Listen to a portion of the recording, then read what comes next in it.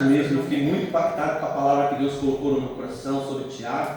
Eu não sei se vocês perceberam, mas foi uma pregação. Hoje vai ser meio parecido também, uma pregação meio presbiteriana, né? Aquela pregação mais que você precisa entender o que o apóstolo quer passar para nós, né?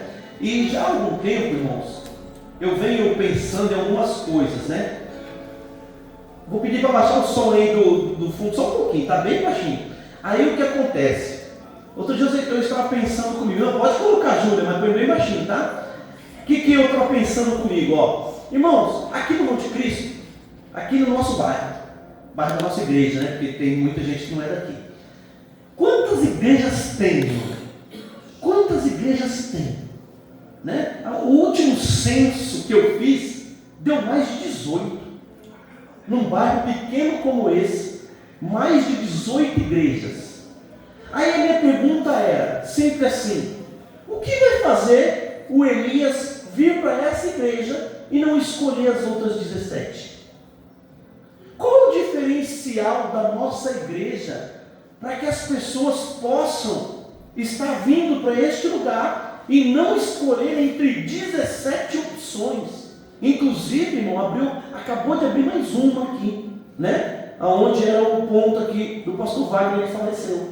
Está abrindo mais uma Assembleia de Deus. Então, assim, essa discussão na minha mente já não é de hoje. Sabe, nós como igreja, o que nós temos feito para que as pessoas que vêm até aqui, fiquem aqui? E aí uma vez eu li um livro, irmãos, que chamava assim, ó, 9 marcas de uma igreja saudável. E esse livro, ele vai falar assim, ó, pregação expositiva número 1. Eu estou com uma foto aqui desse livro, né? Então ele fala assim, ó, pregação expositiva, teologia bíblica, evangelho, conversão, evangelismo, membresia, disciplina, discipulado, liderança. Essas são as nove chaves que esse livro ele falava. E eu li esse livro, mas assim, não me chamou muita atenção. A única coisa que me chamava a atenção era o livro de Atos dos Apóstolos. Por quê? Porque lá fala do início da igreja primitiva. E aí eu fiquei pensando comigo, irmãos, imagine nós na igreja primitiva. Você sabe quem era o membro da igreja primitiva? Vou citar para você: Pedro, Paulo, Silas, Tiago, João. Esses homens estavam na igreja. Já parou para pensar nisso? Esses homens estavam no início da igreja. Esses homens estavam iniciando uma nova era, né, da palavra de Deus, onde agora ia ser uma nova era da igreja de Deus, aonde a partir desses homens nós vamos conhecer o cristianismo. Então eu me aprofundei um pouco mais no livro de Atos, para entender, Senhor, o que a nossa igreja precisa ter, para que seja conforme era a igreja primitiva, para que as pessoas cheguem e vejam algo diferente das demais. Não é verdade, irmão? Porque são 19, 18 agora. Então, o que nós temos que ter para que as que hoje está bom aqui, porque eu estou falando até mesmo para a nossa igreja, né? Não tem nenhum visitante. Então, nós aqui como igreja de Deus, o que nós precisamos ter como igreja para que esse povo venha e escolha ficar neste lugar como era a igreja primitiva? Então, vamos ler um texto? Vamos lá para o livro de Atos dos Apóstolos, capítulo 2, e o verso número 42. Irmãos, eu sou pentecostal sim, irmão. Gosto das duas palavras aqui que vocês veem aí, cada um, né? Só que Deus tem me mexido no meu coração nesses últimos dias para ensinar, igual domingo, né? Ensinando ali a nos aproximar de Deus. E hoje Ele quer falar conosco, agora que nós se aproximamos de Deus, como ser igreja, irmão. Como ser igreja. Amém? Vocês entenderam aqui o contexto do negócio? Então, Atos dos Apóstolos, capítulo 2, a partir do verso 42, diz assim: e perseveravam na doutrina apóstolos, e na comunhão, e no partir de pão, e nas orações. E em toda alma havia temor. E muitas maravilhas e sinais se faziam pelos apóstolos. E todos os que criam estavam juntos e tinham tudo em comum. Tinham tudo em comum. E vendiam suas propriedades e bens e repartiam com todos, segundo cada um havia de ministrar. E perseverando unânimes todos os dias no templo, e partindo pão em casa, comiam juntos com alegria e singeleza de coração, louvando a Deus e caindo na graça de todo o povo. E todos os dias acrescentava o Senhor à igreja aqueles que haviam de se salvar. Amém? Até aqui. Então, irmão, hoje eu quero compartilhar o livro que eu li, 9 características, mas não, eu com base em Atos dos Apóstolos. Depois você lê em casa, porque vai ter muito mais. Mas 4 características me chamaram a atenção e eu vou compartilhar com a igreja hoje, que nós como igreja precisamos ter e precisamos ensinar para que as pessoas quando cheguem aqui vejam algo diferente em nós.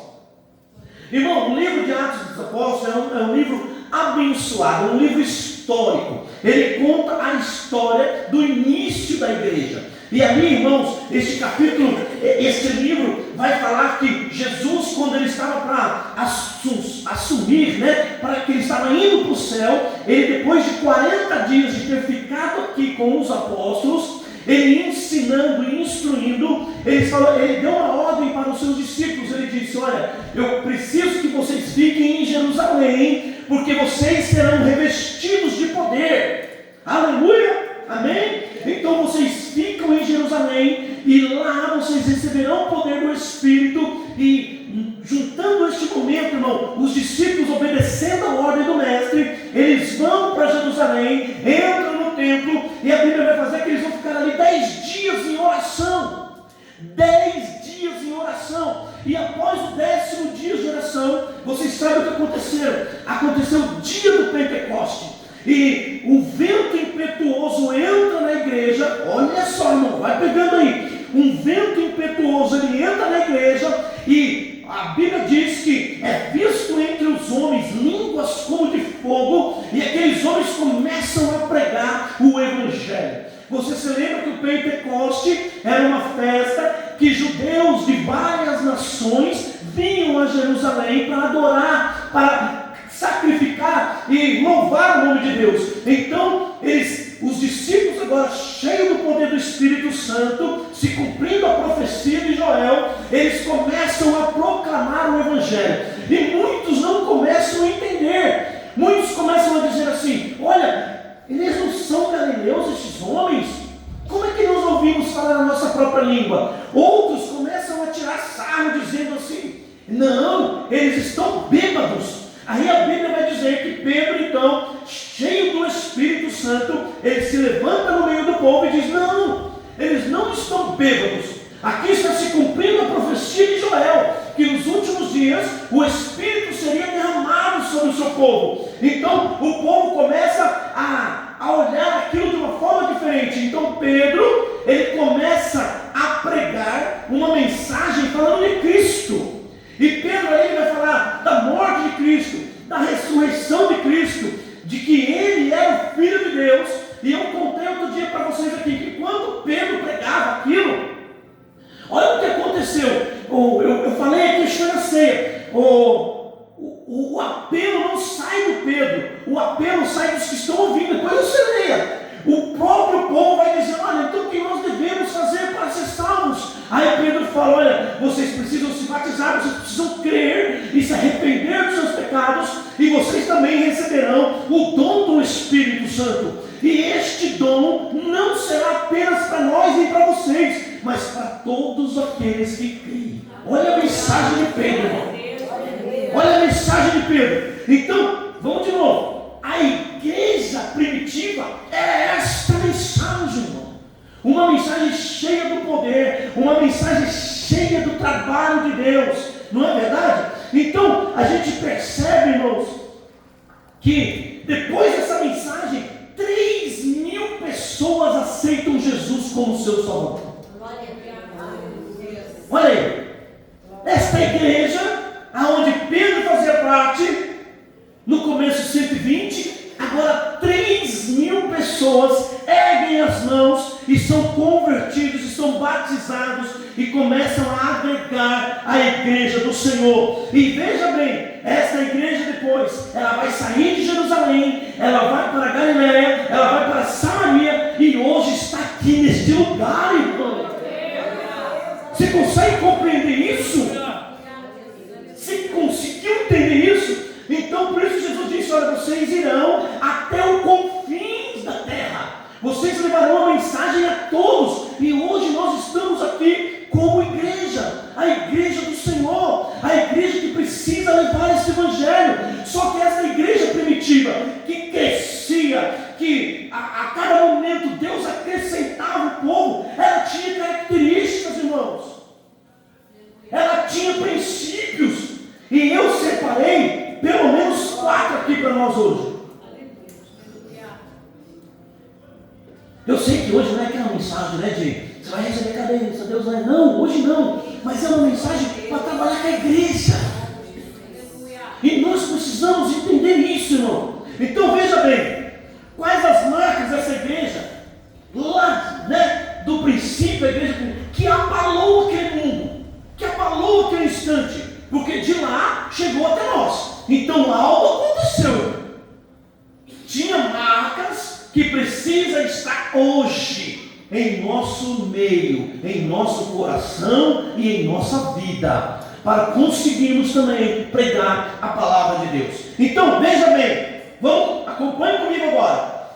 A primeira marca era uma igreja que tinha zelo pela palavra de Deus. Então, marca de uma igreja próspera, de uma igreja que vai fazer a diferença no anticristo.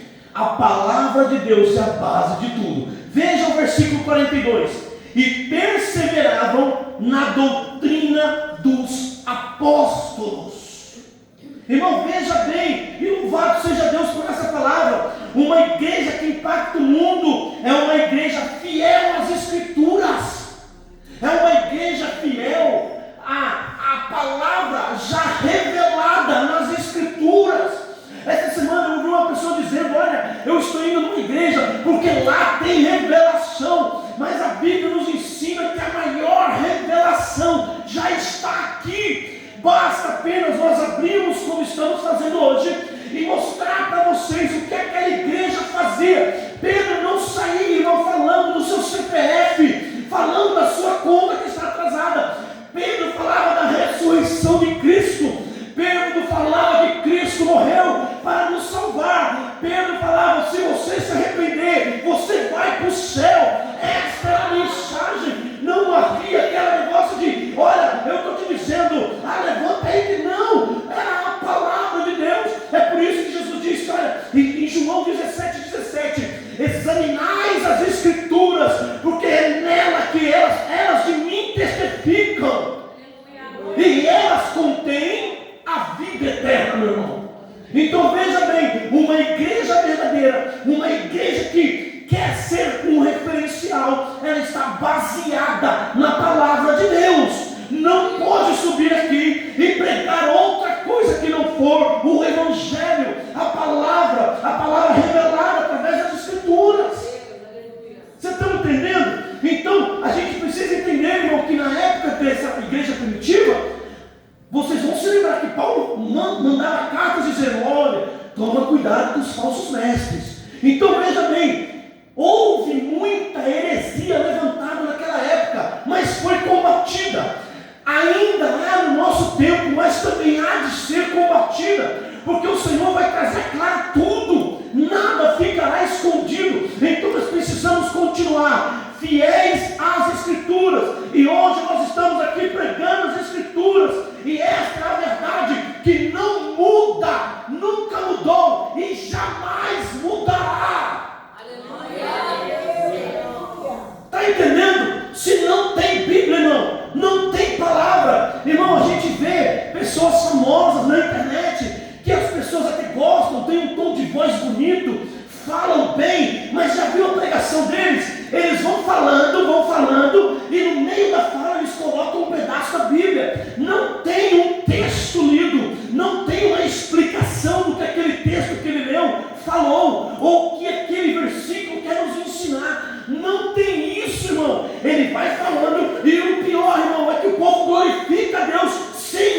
entender o que está sendo pregado.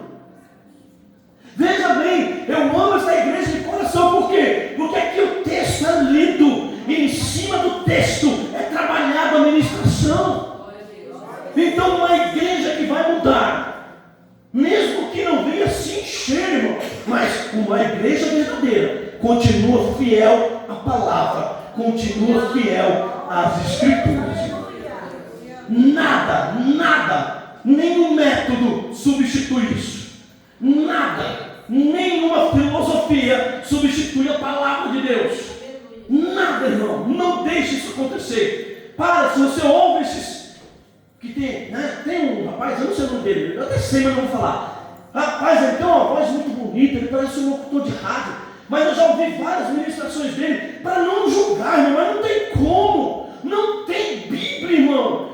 Não, é que Deus fez isso, e Deus vai fazer, porque lá em João, aí ele cita um texto bíblico para quê? Porque a Bíblia é a palavra. Então ele cita um texto bíblico para dar poder ao que ele está falando. Só que, irmão, que o texto que ele citou não está dizendo o que está dizendo. E o povo está glorificando. Então, irmão, aleluia. Outro dia, irmãos, vou contar uma besteira que eu fiz aqui. Eu entrei ao vivo no YouTube, procurando coisas ao vivo, achei uma pessoa lá, irmão, era só bênção. Aí eu entrei nos comentários e escrevi: eu acabei de entrar, poderia me falar o texto lido? Não tem, irmão, não tem texto. Eles falam coisas que vai agradar o povo que está ali. Deus está mandando te dizer que vai curar você. Amém, eu sei que Ele vai, se tiver na vontade dEle, ninguém precisa dizer. Eu quero saber o que a Bíblia está me revelando através do texto que você leu. Qual é o ensinamento da palavra através do texto que você leu? Entende? Então, uma igreja verdadeira continua fiel à palavra de Deus. Amém. Irmão, glorifica a Deus porque a sua igreja é fiel à palavra de Deus. Segunda coisa que eu vejo aqui, irmão, uma igreja que transforma, irmão, é uma igreja que persevera nas orações. Irmão, veja o versículo 42 ainda. Ele diz lá no final, que eles perseveravam, depois ele fala, perseveravam também nas orações. Irmão, se existe uma marca na igreja primitiva que fez a diferença, é a oração. Só que uma coisa eu entendi aqui, irmão, preste muita atenção agora, por favor. Nós até oramos, nós até nos ajuntamos para a oração, só que nós não temos, deixa eu ver se eu uso a palavra certa, unanimidade na oração. Já percebeu isso? A gente não ora pelo mesmo propósito, irmão. A igreja orava pelo mesmo propósito. O livro de Atos está cheio disso. Você quer ver? Não precisa abrir não, irmão. Eu vou citando aqui, depois você vai ver na sua casa. Atos capítulo 3.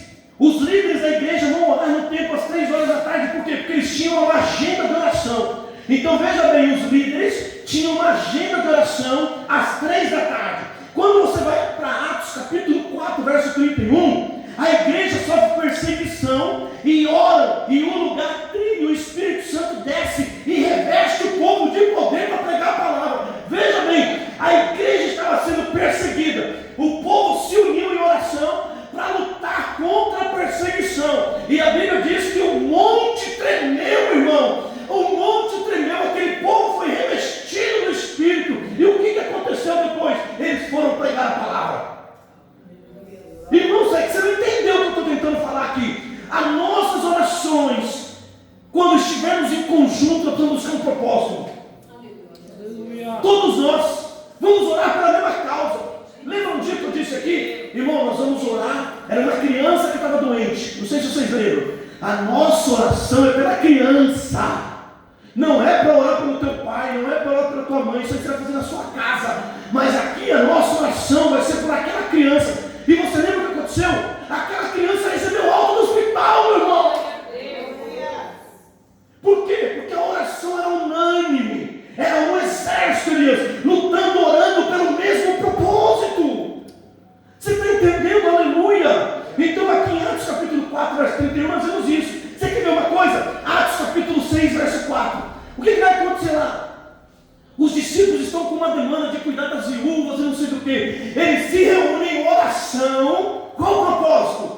que o Senhor venha nos dar discernimento. Eles falam, olha, aí depois que eles oram, eles falam assim, olha, nós vamos nos consagrar à oração e à palavra.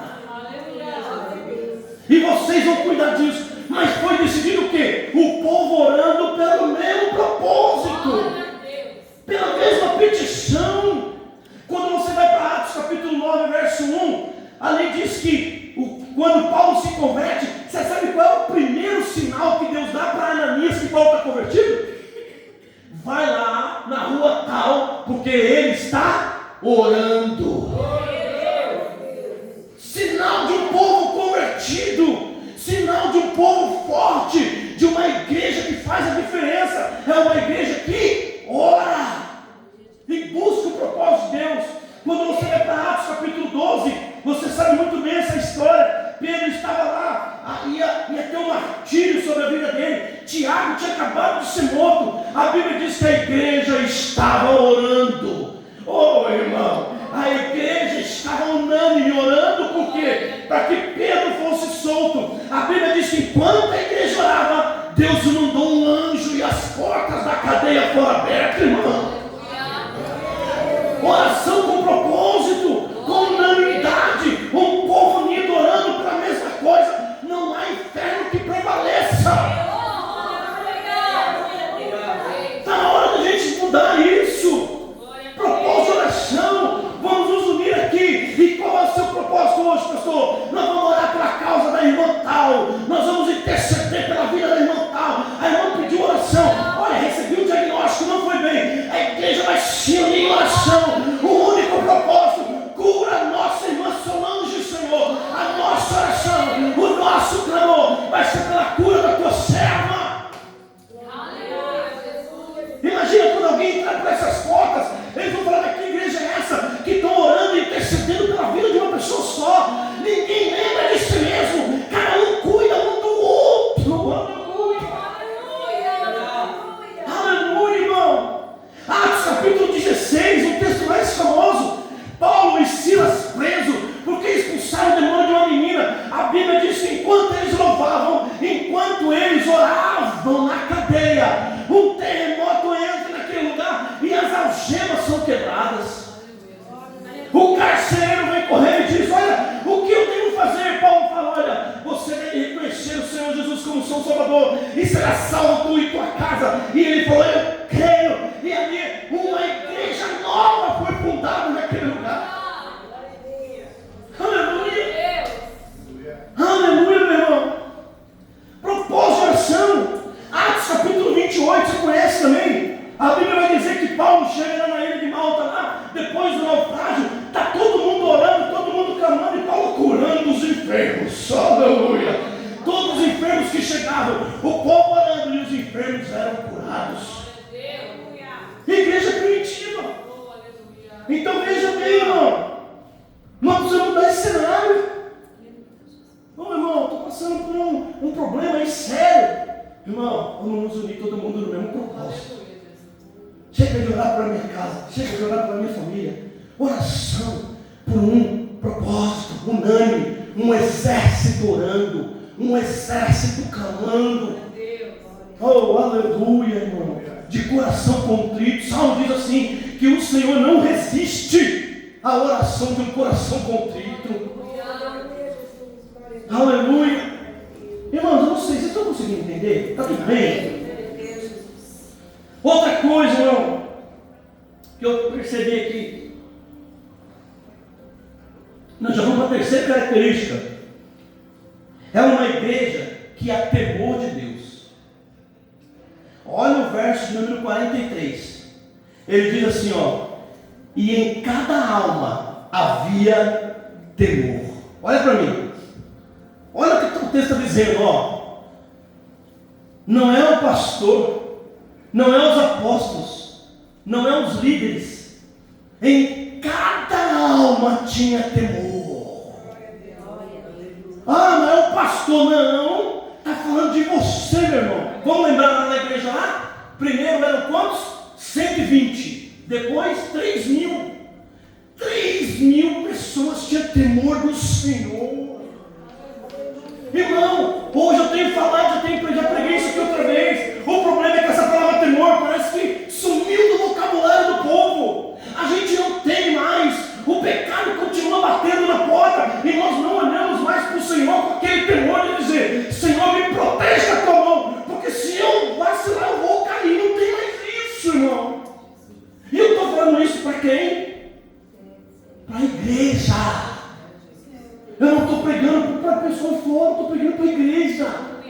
crentes que não temem mais ao Senhor, não importa mais o que façam, irmão, está simplesmente de qualquer jeito.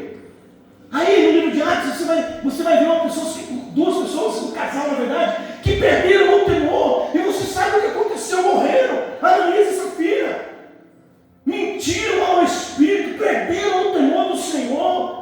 A gente está vivendo desregadamente, irmão.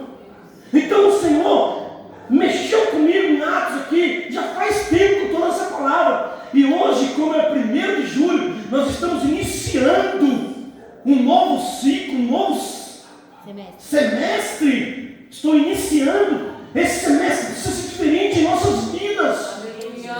Você entende? Hoje nós falamos do culto de vitória. A maior vitória é entender que nós somos uma igreja que vai mudar essa vizinhança, que vai mudar a sua casa, vai mudar a sua família, vai mudar vidas. Nós precisamos estar desse jeito, irmão. Então, o pecado não dá mais, irmão, para ficar com a hipocrisia, né? Usando máscara o tempo todo. Como eu peguei domingo aqui, está com o pé aqui, está com o pé ali. Não dá mais. A igreja verdadeira, irmão, de novo, não é o pastor, não é o líder, não é o líder da Masbrac, não é o líder da Febrac. O temor é em cada um de vocês. E peço a Deus que comece comigo. Que comece comigo, que eu sempre venha temer ao Senhor. Que eu sempre venha olhar, Senhor, eu sou fraco, frágil, pecador. Eu preciso da tua mão. Isso é temer ao Senhor. Então, veja bem, não é o pastor que tem que ter cheio de temor. Quem é? Eu tenho que estar com o temor, como a igreja que estava. Todos tinham temor ao Senhor. E uma vez, uma das explicações que eu dei aqui sobre temor é uma coisa maravilhosa, eu gosto muito. É assim, como é que eu sei o temor ao Senhor? É saber quem eu sou e saber quem Ele é. Quer ter temor? Anota isso, irmão. Anota isso. Como temer ao Senhor? Primeiro, eu preciso entender quem eu sou e quem Ele é. Irmão, quando você entender isso aí, meu irmão, quem eu sou? Pecador, fraco, falho. Fico doente fácil. Qualquer coisa me derruba. Eu sou não, nós somos isso aqui, irmão. Eu sou fraquinho. Tem gente que é ser o que não é, mas você é isso aqui, irmão. Você e eu somos isso aqui. Eu sempre gosto disso, né? O Zequinha, coitado, passou por isso também. Quando eu tive pedra no rim, eu estava no hospital, eu falei, Senhor, eu ando de bicicleta, faço isso. Uma pedrinha de 3 milímetros me derrubou, me trouxe para o hospital. Então quem eu sou? Nada. Você não é nada, irmão. Desculpa, não estou menosprezando, tá? Estou falando assim, nós não somos nada. E quem é Deus? É o que me dá o ar todo dia para respirar. É o que me faz dormir em segurança. É o que me faz acreditar que a minha família também. É aquele que está com as mãos sobre a minha casa o tempo todo. É aquele que está estendendo as mãos sobre a minha casa, sobre a minha família. É aquele que quando eu estou doente vai ao hospital me visitar. Então quando eu entendo isso, eu temo, irmão, o nome desse Deus. Eu temo, irmão, porque eu não sou nada sem Ele. E Ele é tudo sem mim. Aleluia, irmão. Então vamos nos transformar. Vamos mudar como igreja. Aleluia. Viver em santidade, uma vida de pureza, uma vida de piedade. É isso que o Senhor quer de nós. A cada dia, a cada momento. Vamos ser bons para os outros. Vamos ser compassivos, amorosos. E Deus vai nos abençoar como igreja. A quarta coisa, irmão. A quarta coisa, eu falei 4, mas acho que é 5. Uma igreja que tem entusiasmo no culto, irmão. Olha o verso de número 46. Diz assim que eles perseveravam unanimemente no templo, partiam pão de casa em casa e tomavam as suas refeições com alegria e singeleza de coração. Irmão, veja bem, uma igreja que vai ser diferente é uma igreja onde os irmãos têm alegria de estar no culto, irmão. Irmão, vir ao culto não pode ser um peso. meu Deus, eu ia fazer isso hoje de culto. Ai, Senhor, ai, meu Deus, domingo tem culto, 9 horas da manhã, ceia. Não pode, irmão. Vir à igreja tem que ser um prazer, tem que ser uma alegria. A Bíblia diz aqui, ó, que eles, com alegria e singeleza de coração, eles tomavam as refeições e partiam o pão. Na igreja, que era na casa naquele momento, mas a alegria contagiava a todos. Então veja bem, as pessoas chegaram aí, sentaram lá no fundo, porque quem vem senta no fundo. Não é verdade? Eu nunca vi um visitante chegar sentado na primeira cadeira, eu nunca vi. Se alguém já viu com outra mão aí que eu não falo, eu nunca vi. Ele senta lá no fundo e ele fica de olho. Agora, imagina a igreja, irmão. E o visitante está, meu Jesus, meu Deus do céu, o povo não tem alegria, o povo não dá sorriso. Aí, irmão, a gente vê que o verso 47 ele fala assim, ó, e eles estão louvando a Deus e cantando e contando com a simpatia de todo o povo. Irmão, veja bem, uma igreja alegre, uma igreja feliz, uma igreja sorridente. Irmãos, meu irmão, ó, eu tenho pregado em várias igrejas, irmão. E eu já falei isso para vocês. Você vai na igreja, irmão. Eu falei com a Denise, uma igreja que eu fui com ela aí, que eu não vou falar o nome não. Mas eu estava lá, irmão, pregando aquela alegria. Elias, pensa, você sente o poder do Espírito, você sente a alegria, você está feliz e nada muda, irmão. Um povo carrancudo, um povo entristecido, um povo que não consegue exaltar o nome do Salvador enquanto está cantando o grupo. Irmão, eu não consigo entender. Nós saímos de casa e viemos adorar, e chega aqui, não consegue nem abrir a boca para dar um aleluia. Aí o visitante que vai entrar aqui, ele está de olho. Ele fala, nessa igreja, ó, nós aqui, irmão, já recebemos vários elogios de pessoas que ministraram aqui e falaram assim, rapaz, mas como é bom estar aqui nessa igreja. A igreja inteira louvando, olha, irmão. Essa é a característica da igreja que transforma vidas. Uma igreja onde todo mundo é alegre, todo mundo está feliz. Agora, pastor, como é que eu vou vir feliz? Você nem sabe o que eu estou passando? Então eu vou te levar para a igreja primitiva. Quem entendeu o que estava acontecendo aqui? Eles pegavam e cortavam a cabeça. Tiago, antes disso aqui, foi morto com uma espadada. Eles não podiam mais ir ao templo, porque era proibido pregar a Cristo. É só você que tem problema? A alegria deste povo no culto era independente da situação que estava vivendo, era independente das emoções que estavam sentindo. Por quê? Porque eles adoravam o Salvador, irmão.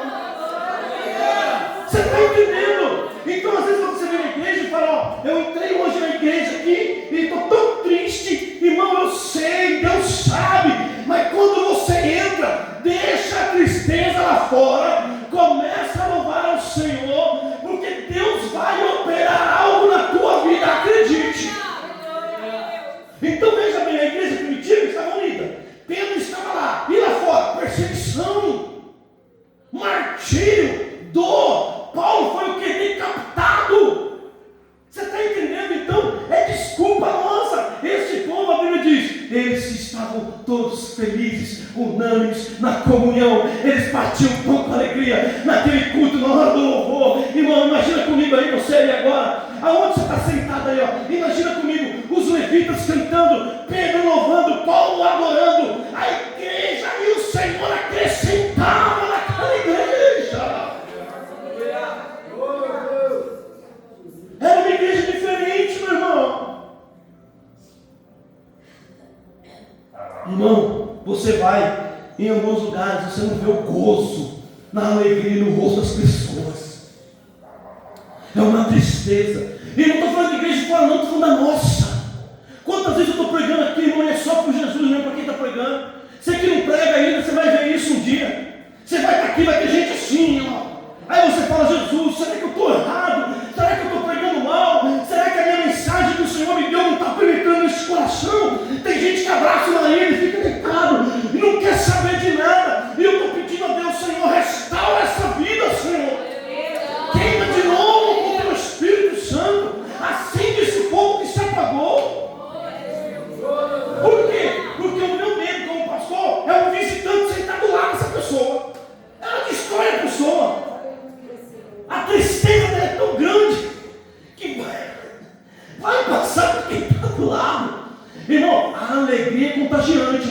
tristeza também, viu? Verdade. A alegria contagia, a tristeza também. Então você sente do lado de alguém. Desculpa, olha isso aí, só. Aí a pena. Está todo mundo louvando, a pessoa está aqui, ó.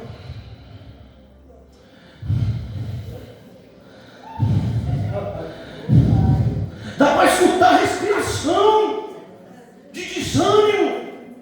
Então hoje o Senhor está falando, ó, em nome de Jesus, presta atenção, venha adorar ao Senhor. Por quê? Porque você vai contagiar quem está chegando. Aleluia, irmão. Aleluia, em nome de Jesus, meu irmão. Vamos nos alegrar, meu irmão. Outra coisa que eu vejo aqui, verso 44. A igreja valorizava a comunhão. Ó, e todos os que criam estavam juntos. E tinham tudo em comum. 46. E perseveravam unânimes todos os dias no templo, partindo o pão em casa, comiam juntos com alegria e singeleza de coração. Irmão, Salmo 133, irmão. Quão bom e quão suave é que os irmãos vivam em união. Ô meu irmão, em outras palavras, irmão, a comunhão entre os irmãos é necessária. Eu vou falar, eu preciso falar. Eu fiquei feliz aqui no encontro de inverno, mas triste ao mesmo tempo. Porque tem pessoas que não querem participar, irmão. Não querem comunhão com a igreja. E veja bem, o texto aqui está falando, todos estavam em comunhão. E por que você quer ser diferente? Por que você é o único que quer mudar as coisas? Irmão, eu falei quase agora aqui, ó. Já tentaram falar da Bíblia, já tentaram falar que não serve, que precisa ser atualizada, que precisa de um novo estudo, mas ela vem de séculos aí, ó, e ela não fica atrasada. Então, a lição que aconteceu lá precisa acontecer em nós. Por quê? Falaram mal, criticaram, mas está aqui, ó, em cima do altar. Está aqui, irmão. Precisa atualizar, pode falar o que for, está aqui. Há muito e muito tempo. E está falando, é importante que os irmãos vivam em união. São amigos, são solidários, repartem o pão, repartem o pouco que tem. É um pelo outro, nós somos família. E eu sei que família às vezes tem problema. Mas de novo, os problemas não podem tirar a nossa comunhão. Irmão, ó, eu estou terminando. Pedro e Paulo, eles vão lá no templo lá, vocês lembram dessa história? Aí ele vai curar o coxo lá, o aleijado. Depois você vai lá, não vou entrar no detalhe não. Como era Pedro? Sanguíneo. Lembra disso? Vacilou, Pedro passava a espada e cortava a orelha. E o João? Amoroso. Os dois não se batiam, falando assim, o meu comportamento não dá para andar com o Pedro é explosivo. Mas eles tinham uma frase que eu gosto muito, irmão. E eu que inventei isso aqui. Veja bem. Olha o que eles pensavam e serve para nós hoje. Aquilo que nos separa não é mais forte do que nos une. O Espírito Santo nos une, irmão, como família. E nós precisamos ter comunhão, ter vontade de participar do corpo de Cristo, mudar a essência. E eu quero terminar, irmão. Eu dei um livro desse para cada líder aqui, inclusive até que a gente comprou um, com uma frase do Rick Warren, do seu livro Uma Vida com Propósito. Ele diz assim nesse livro, ó, quando ele está falando de crescimento de igreja, ele fala assim, ó, o que eu devo fazer para a igreja crescer? Outra pergunta, e o que está impedindo a igreja de crescer? E aí, irmão, eu estudando alguns textos, eu vi alguém que falou assim, olha isso aqui, irmão, ó. Fale para Deus, Senhor, não permita que eu seja o problema do crescimento da minha igreja. Que eu não seja um obstáculo, que eu não seja um muro para o crescimento da minha igreja, mas que eu seja uma porta de passagem. E me ajuda, Senhor, para que por intermédio da minha vida, pecadores venham reconhecer o Senhor como o único e suficiente Salvador. E aí, o que você tem tem sido na igreja? Um muro? Você tem sido um impedimento? Você é um problema para que os grupos não cresçam? Para que a igreja não cresça? Ou você é uma porta de passagem? Através de você, muitos estão chegando a este lugar. Através de você, muitos estão reconhecendo a Jesus como Salvador. Hoje eu quero deixar essa meditação para nós, hein? Como igreja, como a igreja primitiva, nós precisamos voltar a ser. E graças a Deus, vou bater nesse martelo, essa igreja tem muitas características da igreja primitiva. Mas tem algumas coisas para melhorar. É assim a vida. Então eu quero convidar você a pensar no que foi ministrado. A pensar no que foi ministrado no domingo. De se achegar a Deus. Para que Ele se chegue a você. Pastor, eu não vi. Está lá no YouTube, assiste de novo. Pastor, eu vou assistir de novo aquela ministração. Assiste, mano. Manda para as pessoas. Hoje, a igreja precisa estar firme cada vez mais na palavra de Deus. Vamos nos ajudar. Vamos entrar com o mesmo propósito. Vamos montar exército de oração.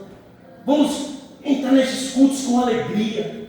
Que o culto para você não seja um fardo, seja um prazer. A comunhão entre os irmãos. Participe das coisas da igreja.